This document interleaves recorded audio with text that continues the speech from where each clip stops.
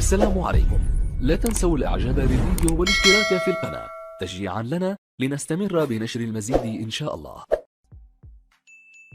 مرحبا بكم عشاق كرة القدم. إذا كنتم لا تفضلون المباريات الصعبة ولكنكم تحبون هذه الرياضة، فلا بد أن تسمعوا عن أحدث انتصارات نادي الرجاء.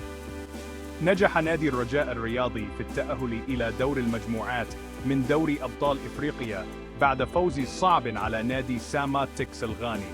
لم تكن المباراة سهلة على الإطلاق، كما صرح المدرب البوسني روسمير زافيكو بكل صراحة. كانت المباراة صعبة وتحديا قويا بالنسبة لنا، هكذا علق زافيكو بعد اللقاء. وعلى الرغم من انتهاء المباراة بنتيجة 2-0 لصالح الرجاء، إلا أنها كانت معركة من البداية إلى النهاية. وأشاد زافيكو بانضباط لاعبيه التكتيكي والتزامهم بخطة الجهاز الفني، وقال: لقد اتبعوا تعليماتنا بدقة، ولهذا السبب أنا فخور بهم.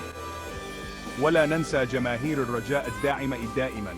شكرا كبيرا لجماهيرنا الرائعة التي تقف دائما إلى جانبنا. معا آمل أن نحقق شيئا مهما في دوري الأبطال. هكذا اختتم زافيكو حديثه.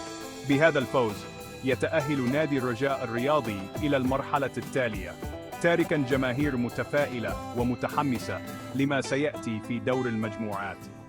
ترقبوا المزيد من التحديثات والكواليس المثيرة.